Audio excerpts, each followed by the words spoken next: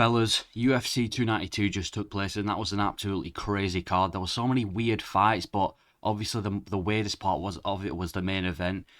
Sean O'Malley becoming champion, but we're going to be going over the main card today and maybe a prelim fight just to discuss how the fights went and my opinion on every fight that took place. And yeah, this was just an absolutely crazy card. Yeah, I still can't believe that Sean O'Malley's become champion. To be honest with you, that was the craziest part. But starting off, I'm gonna go with the featured fight in the prelims: Chris Weidman versus Brad Tavares. Now, Chris Weidman just looked really off in this fight. I mean, it was to be expected. He's been out for 2 years. His last fight, he got a leg injury. He broke his leg. He's really old now, and he's fighting Brad Tavares. I picked Brad Tavares to win by decision, and that's exactly what he did.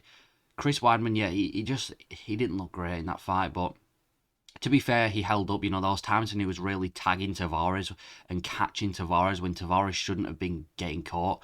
It looked like the leg of Chris Weidman was still compromised. Brad Tavares was damaging that leg, and Chris Weidman was close. It looked like he was going to get finished a couple of times, but yeah, that leg was still affecting Chris Weidman.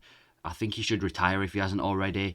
It wasn't a close fight. I don't understand why Chris Weidman should fight again, to be honest with you. There's not much opponents to fight. I mean, the only opponent I can see being good for Chris Weidman would be like a Darren Till, who's not even in the UFC anymore. But even then, I still think Darren Till loses that fight. But Brad Tavares, he beat Chris Weidman pretty comfortably. Chris Weidman couldn't really get into the floor either. Every time he shot for a takedown, Tavares had decent takedown defense. There was a lot of groin shots in this fight. There was 2 groin shots by Brad Tavares and 1 by Chris Weidman, so it was a bit of a dirty fight. But Chris Weidman just didn't look great. I think he should retire. Brad Tavares, listen, the thing is, he's a decision king. When was the last time he finished someone? He's lost to Duplessis, he's lost to Adesanya. I think he should just be like a gatekeeper for the top 10 middleweights now, because taking 3 rounds to beat a compromised Weidman at this age probably isn't the best look for him, but maybe he can make a comeback because he did look alright. But yeah, Chris Weidman didn't look great, and hopefully he retires from now on, but it was an alright fight. It was a fun fight. Chris Weidman started pointing him at one point, which was pretty cool, and kind of mocking him like Holloway, but yeah, it was mainly Tavares beating him down, and Chris Weidman didn't really have an answer for anything. He wasn't really a threat offensively. He threw a couple overhands here and there, but apart from that, he wasn't really a threat. And his leg, like I said, it didn't break or anything, but it was definitely compromised, and he was getting that leg chewed up during that, because Tavares has some damaging leg kicks. But yeah, I'm going to say that, yeah, Tavares did pretty good in that fight. Next up on the card, the main event, well, not the main event, the main card, Marlon Vera versus Pedro Munoz. Coming into this fight, I picked Marlon Vera to win. I think I picked him to win by a late finish, but Pedro Munoz is very good in that first round. We know that Marlon Vera is a very slow starter, and Pedro Munoz had high volume in that first round. He was catching him, and I think in that first round he had more significant strikes than Marlon Vera, I believe. Well, it's pretty even, but it seemed like Pedro Munoz were doing better in that first round with those leg kicks as well, damaging Marlon Vera's leg. And Pedro Munoz is still a very talented fighter, don't get me wrong. But stylistically, Marlon Vera is a tough fighter for him. Second round came along, and it was mainly just Marlon Vera attacking him with a jab, caught him a few times. And in that third round, it was mainly Marlon Vera's round as well. In that round, catching him, rocked him a few times. It was Marlon Vera's round 2 and 3, and I'd say Pedro Munoz won round 1, even though it was close. But Marlon Vera, very impressed by this fight.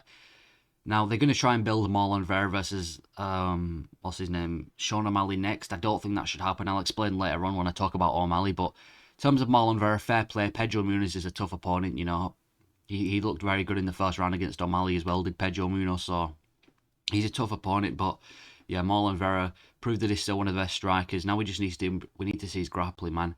We need to see his grappling, because it was a good fight for him. Rocked him a few times. He's a very hard hitter, is Marlon Vera, but we need to see him against another grappler, because it's all good being able to outstrike Pedro Munoz, but let's see him wrestle as Sandagan again. But yeah, good win by Marlon Vera, and they're probably going to push him to fight for the belt next. I'm not sure if he deserves that for beating Pedro Munoz, but if he gets the title shot, I'm not going to be fuming.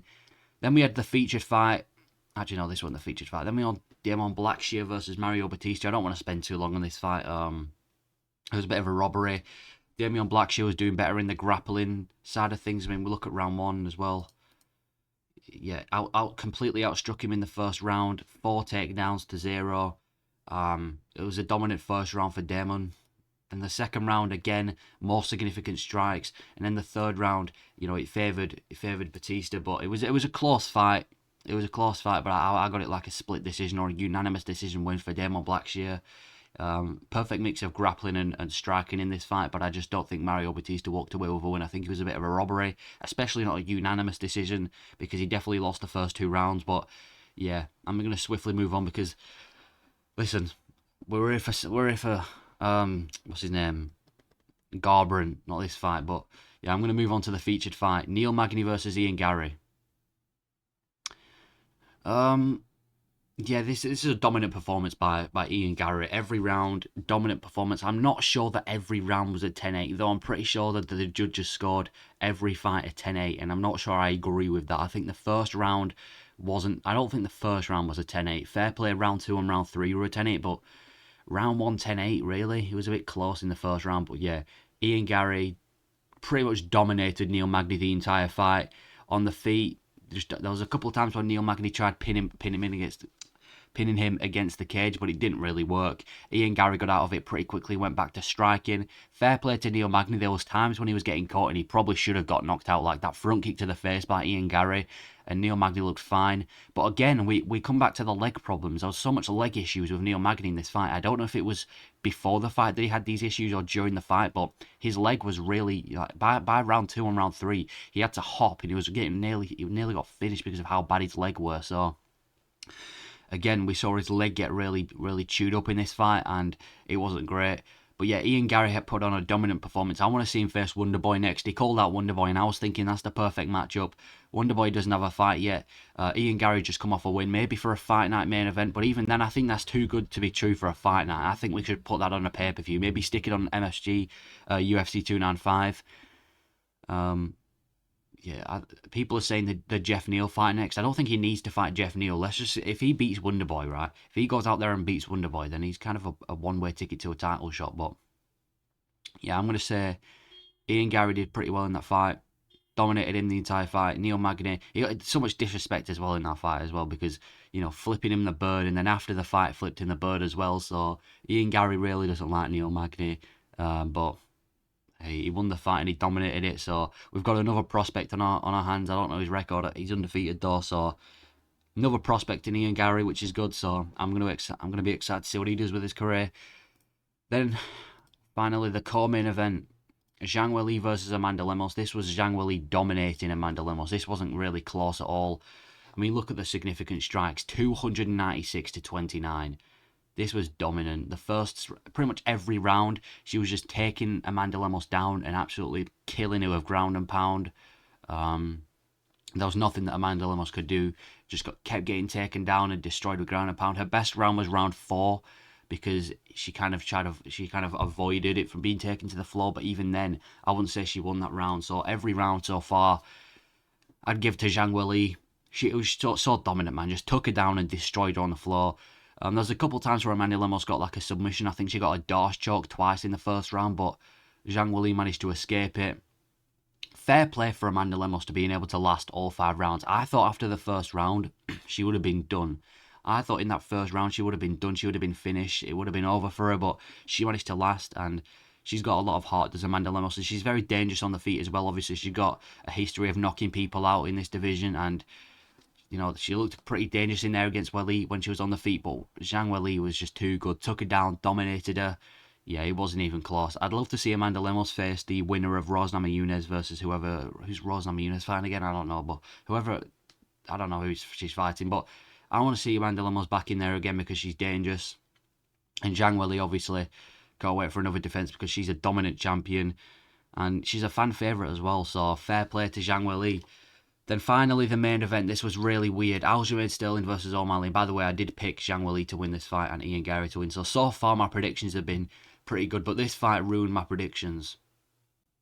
Sean O'Malley versus Sterling. Wow. That first round started off, it was very tense because they just had an insane face-off. And Sean O'Malley was doing all right in that first round. But I'd say Sterling won the first round by a little bit. There was a lot of just feints in that first round, especially by O'Malley. And then eventually, towards the end of the round, Sterling pinned him up against the cage and just started smashing him in the face, just punching him in the face. And he managed to win the first round. Second round came along. And by the way, there was still no takedowns by Aljamain Sterling, which was weird. I don't think he went for a takedown in this entire fight.